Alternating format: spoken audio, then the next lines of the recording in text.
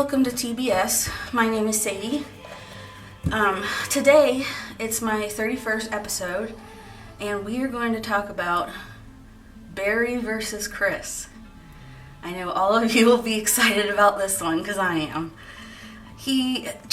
Oh my god, there's so many similarities.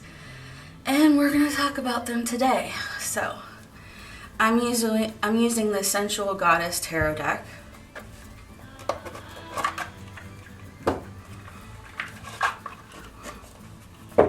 I'm just going to look at the cards for a while and talk about them a bit and then go into the reading. So, what's going on is that Colorado has some freaky shit going on. I'm never going there. I don't know about you, but there is no way I would set foot in that state, or Utah, or Idaho. Just no way. Maybe not even Arizona. There's death all over those areas. It freaks me out. So, anyway, I really just have to address this because everyone's been talking about Barry, but not as much as Chris. Maybe it's because the police haven't given a lot of information. Maybe it's because people are saturated with other news. Maybe it's because of COVID. Maybe it's just because of something that we don't know. But I am way more interested in this one because I already know things about how this works because of Chris. I already know the whole story of Colorado construction guy with young mistress killing sick wife and moving on with his life. So the first similarity right off the bat is that they are both transplants to Colorado. They're not from there. Chris is from North Carolina, I think, and then Barry is from Indiana. Chris had moved there relatively few years before all this happened with him, and Barry has just been there 2 years. Barry was in construction, and Chris was in construction. And I use that word loosely. They obviously had very specific jobs that they did, but they both had to do with outside ground material, moving dirt, etc. Barry's much more attractive than Chris, but you could say they both are conventionally attractive. And their wives are both conventionally attractive as well. If you look at the pictures of Suzanne when she was younger, she was just like such an 80s pretty mall type, like what you would think of an 80s girl with the giant hair and the really fashionable, awesome clothes. And he just looked like a frat Ken doll guy,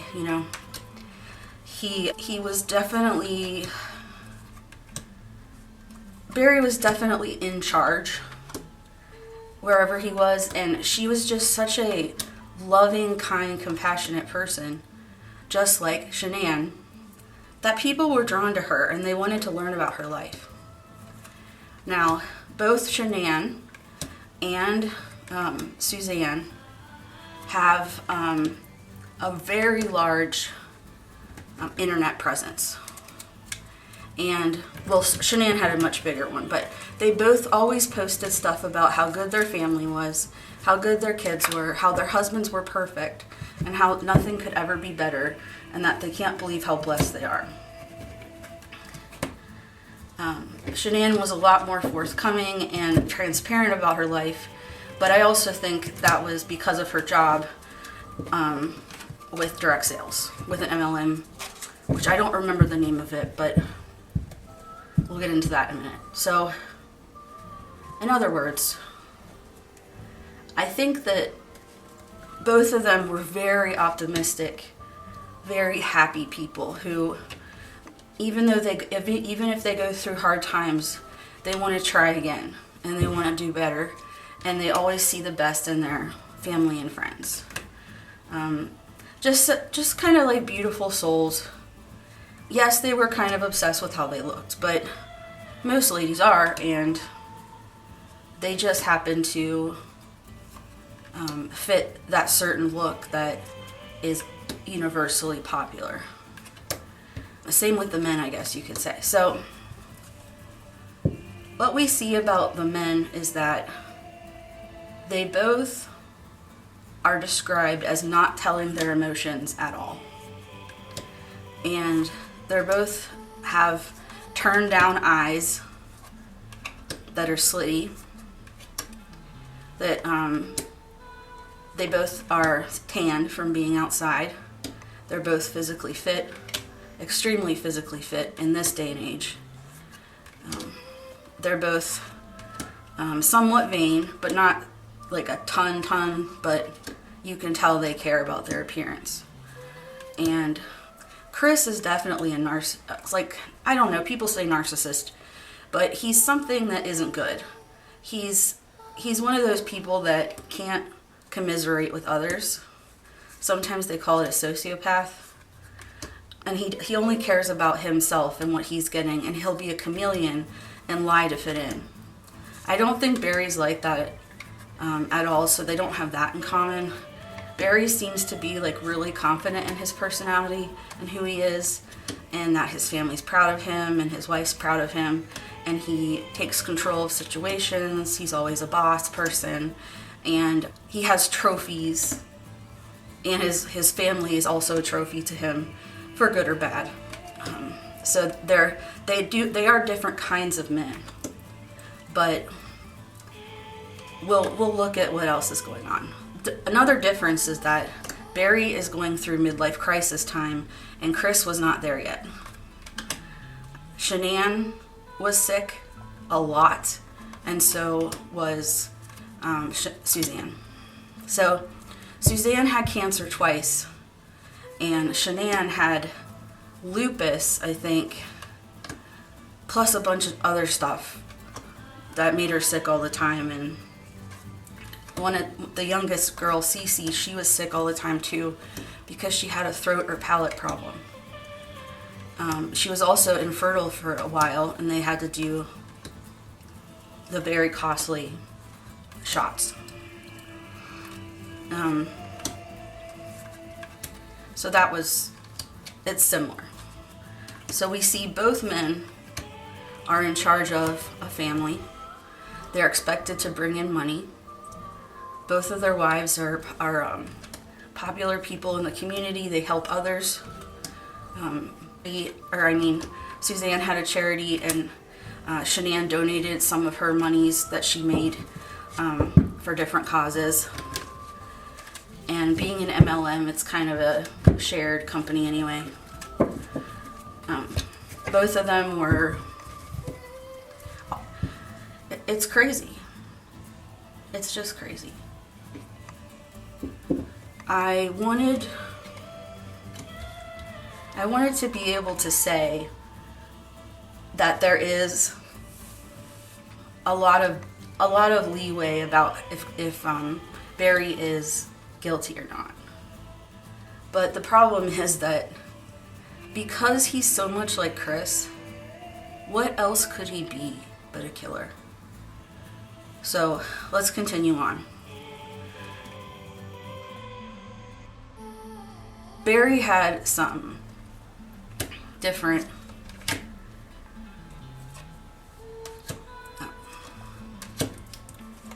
can't think.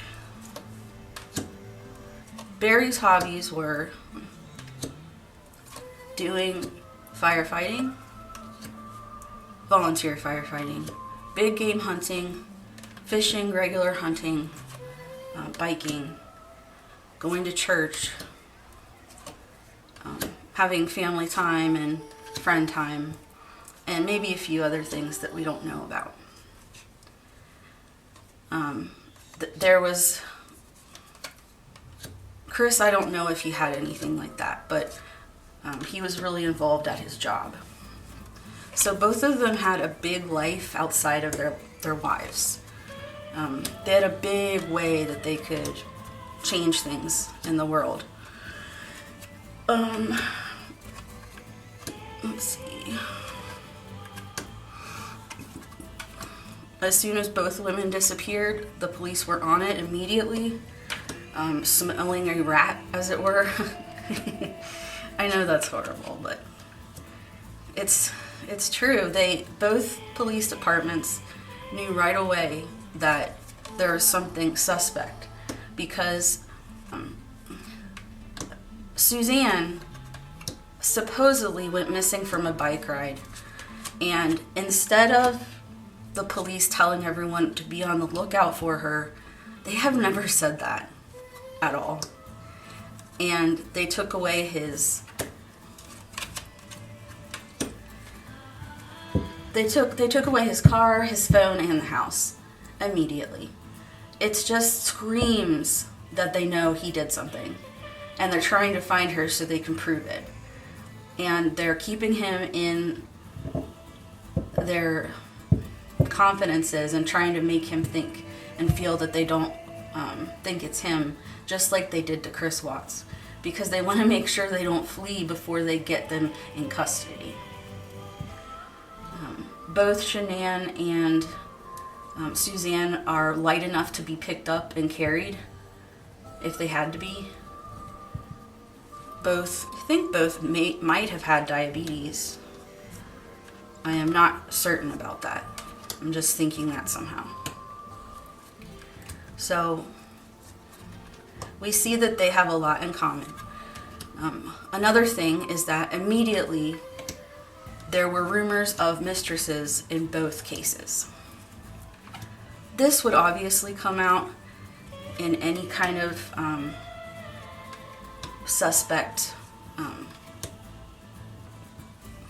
case where the husband was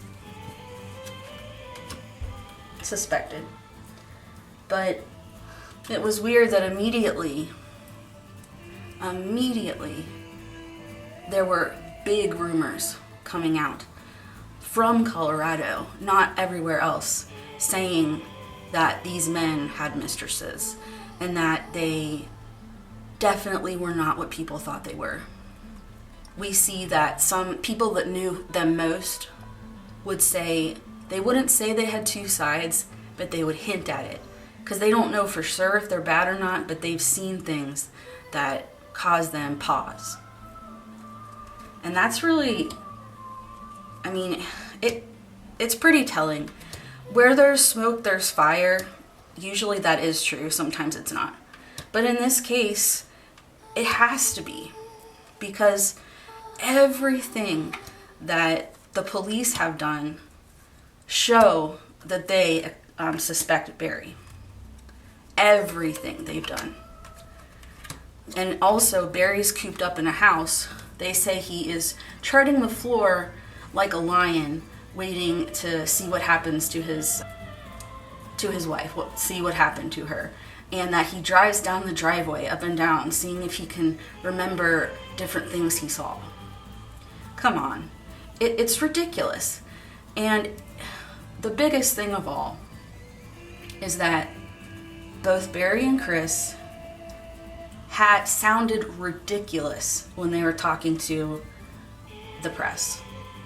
They sounded so guilty and so clueless and so scared that there's no way. It was so transparent.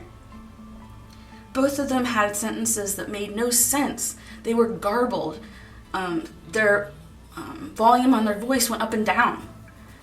Just, it's impossible for people to think that Barry is innocent. He acts just like Chris. And Chris said, "I just want them back," 1,000,000 times. Well, guess what Barry said? "I just want them back." Letitia Stout said, "I just want them back." Maybe that's the universal guilt sign. Who knows? But it would make sense that since they're all from Colorado, they would have a similar rhetoric of how they speak, and that perhaps that's just how it is. If they're lying, they say that kind of thing. I'm just afraid. Suzanne has to be gone. She has to be somewhere around there, and Another thing too, of course, is that Chris buried his family at his work, which is ridiculous. It's so close to him. Of course they would try to figure that out. Obviously he told on himself because they really played him at the police station. But Barry's smarter than Chris, definitely. And they're probably not going to get much out of him. And the sheriff is really smart in this case, this Barry case, Suzanne case, because he is making sure that Barry can't weasel out, but also holding him very close. He knows that he is not going to be able to crack him like Chris was cracked, because he just has been around the block more. He has more experience. He's smarter. He has skills, and he's more cosmopolitan. He's cultured, and he's a father for a longer time, a husband for a longer time. But what we see is that around the time of these occurrences, both were in a lot of debt. Now, at first, no one can see that. With Chris and Shanann, no one saw that because he has his job, she has her job. Why would they have debt? But they had so much debt that it was definitely causing Chris a lot of problems in his marriage and also within himself, feeling like he failed and feeling like he was drowning in debt. Now, I don't know about you, but I've never heard of a firefighter and a teacher being able to afford 2 mansions in different states at the same time. I mean, no matter how much money they had from Barry's businesses back home in Indiana, they left their house there before it sold, and they still haven't sold it. Yet another reason to suspect. Why in the hell would they leave their home in Indiana and then move to Colorado that fast? What was going on that they had to? Was it that he had a mistress there, and to get away from her, they disappeared into the ether and went to Colorado to be close to the daughter who was in college just because they wanted to start over with their family? To me, that is very plausible. It makes total sense that they were running from something. Why would they go so fast and leave their house there without anyone to buy it? And still, they were paying like $800,000 mortgage at home, and then $1 million something in Colorado. That's impossible. It's just impossible to deal with. And think about how they must have felt every day with that debt over them. Think about Barry, who's used to being in control, just not being, almost cracking, not being able to deal with it, because you don't want to see your wife be sick. You have to pay for college for your eldest daughter and then soon your youngest daughter. It's insane. How do these people live like this? How do they justify going into so much debt?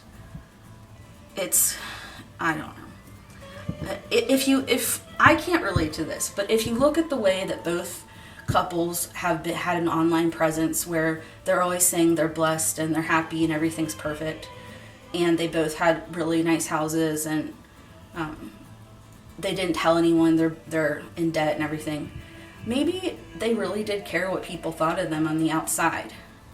It doesn't seem like Shanann and Suzanne were bad, but maybe they were insecure. Maybe they wanted to be part of something good and bigger, or maybe their husbands wanted them to act like that, and they were controlling the situation. We see that Barry is a lot more controlling on the outside than Chris, but Chris was a manipulator and a chameleon, so that means that he was also trying to have control and power over the situation. So we see that when Chris couldn't control Shanann anymore, couldn't control his money situation, couldn't control his feelings about his mistress, that's when he cracked and decided to kill his family, which made no sense because he didn't want to have debt more to he was just crazy, a bad person. And so Barry has way more pressure than Chris did, but he's also better equipped to deal with that kind of thing. So was it something that happened that night? Maybe Friday night, maybe even, that was showing that maybe she had found out about a mistress and said she was leaving him, and instead of dealing with that, he couldn't, and so he killed her, like hit her or hurt her or did something. He could have conspired to do this beforehand.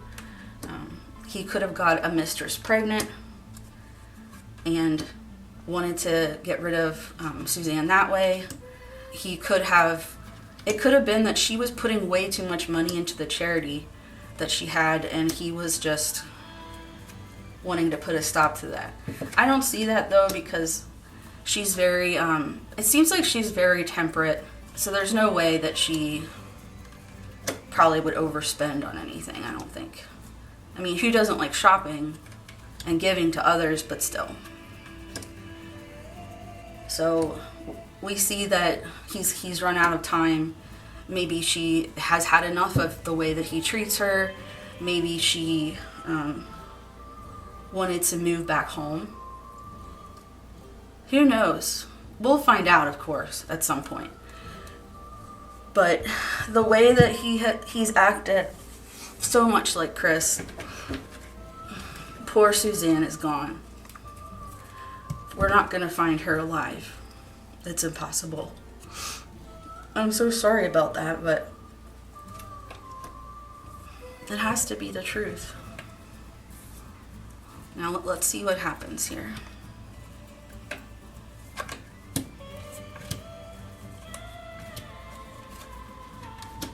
Oh God, I knew this would happen. Okay, so this is talking about how they used to be the Two of Cups, how they used to be a high school sweethearts partnership. They really were really in love, and everything about their life really was blessed and good.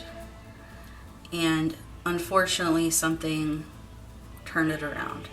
And usually when you get this, it means there's a mistress.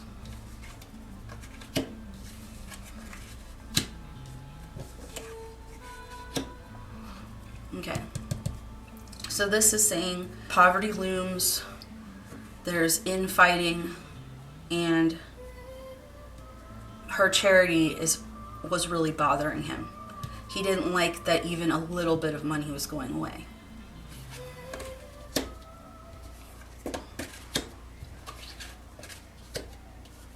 Oh, okay, perfect. So this is saying that Barry had too much. He felt like he had too much that he was carrying, that he was a hanged man, and he didn't want to surrender to a situation, but he felt like he was going to fail. And this is saying that he was lying and secretive about a bunch of things. Okay, this is saying he has a mistress and she's pregnant. And this is saying that he does not want to go back and have children, and that's also giving him a ton of stress, because as a Christian man, he's not allowed to have he's not allowed to terminate a pregnancy or be okay with that. Obviously, he killed his wife, but you know how these people are. That's Suzanne is so loving. She's a great mother. He used to be her knight in shining armor, and now he's not. She wants to go out into the world. She's about to leave. This is crazy. This is just exactly. And this is the mistress coming in with passion. Barry the fool. And he feels like he has to become a magician and get everything, organized. He doesn't want judgment. He doesn't think he'll get caught. And he thinks he's in charge, like he's the man. but in actuality, he's not. He thinks that he has a chance to get away with it, but he doesn't. His idea was stupid. He's not strong. He regrets what he's done. And she's temperate. He's not. What's this? Oh, okay. So this is saying that she decided to become the Queen of Swords and sever from him, and he's not going to have that. And we see that none of this makes logical sense. He doesn't want her anymore, but he doesn't want her to leave. He wants the mistress and to have sex with her without using birth control, and yet then she gets pregnant and he's pissed. The things he does don't make any sense. And obviously during midlife crisis, it is said that psychologically men's brains change and they become really, really bad at making decisions. This is very extreme because it shows that, just like Chris, he has a propensity to violence. He has a propensity to think that murder and violence would solve a problem. Getting rid of a person. That doesn't make sense to a normal human being. He wants to walk away from this situation, celebrate, and build a new life. Which is weird because he built an empire, kind of, but he doesn't know. That was with Suzanne, though.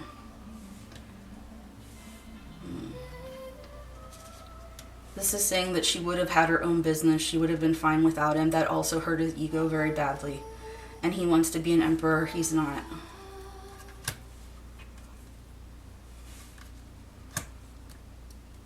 He thinks that he could be a priest. He thinks that what he wants is important enough to go above the law of God. He's planning. He stole. He thought he was in a bind, like he couldn't get out, but actually he could. The Eight of Swords is one of those neat cards where the picture is exactly what it means. So if you see the rope around her, it's really loose. So, and she has a blindfold on, but she can feel that she could get out of it if she wants to. She could take the blindfold off if she got the ropes off. She could probably put them down her body and get out.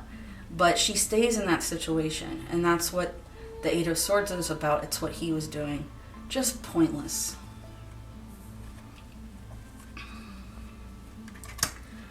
And the Lovers.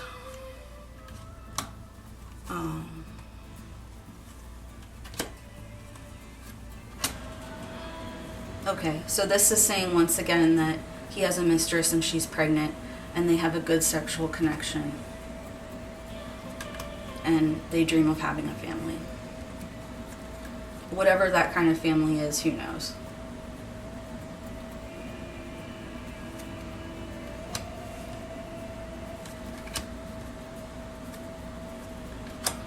Okay.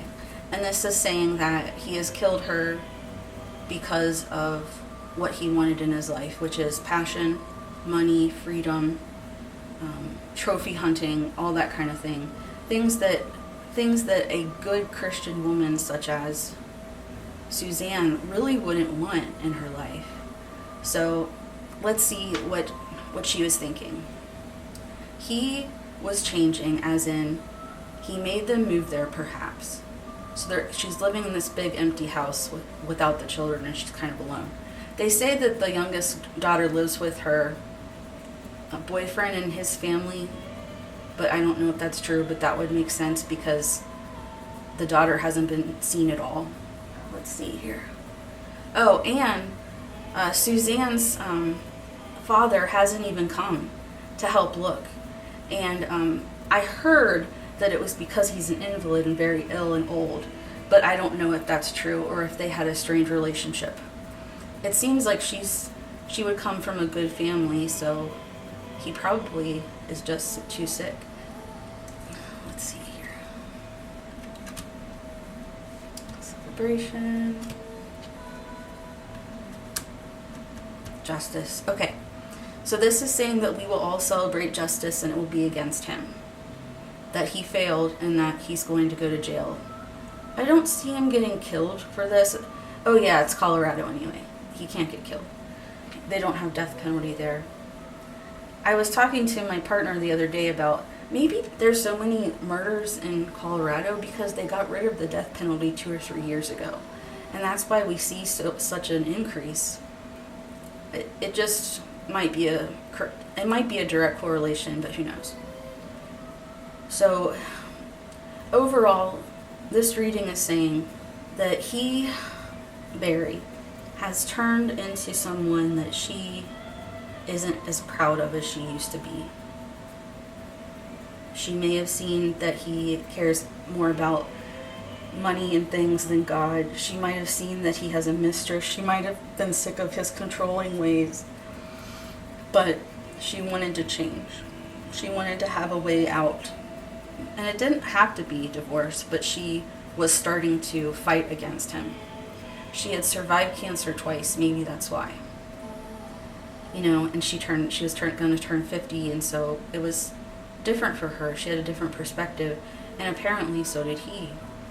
And so, for whatever reason, she confronted him, or he was crazy about something, and then she yelled it out or something. So he decided to get rid of her and hastily put her under the ground at one of his sites.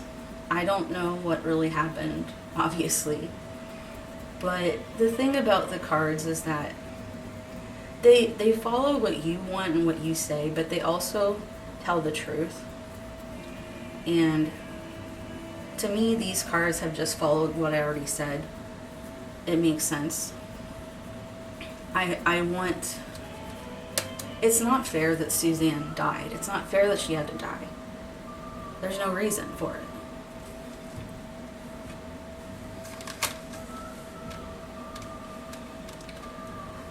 Yeah, and he's running out of options, and this is him in his tower, being scared, looking at all the stuff happening.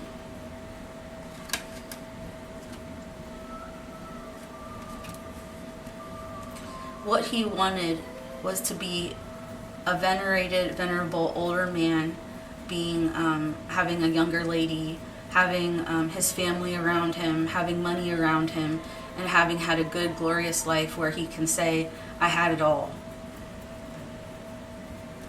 Unfortunately, Suzanne paid the price.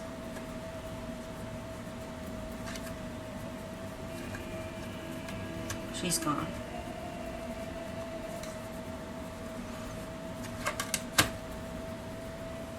Money was the messenger, the way that she went.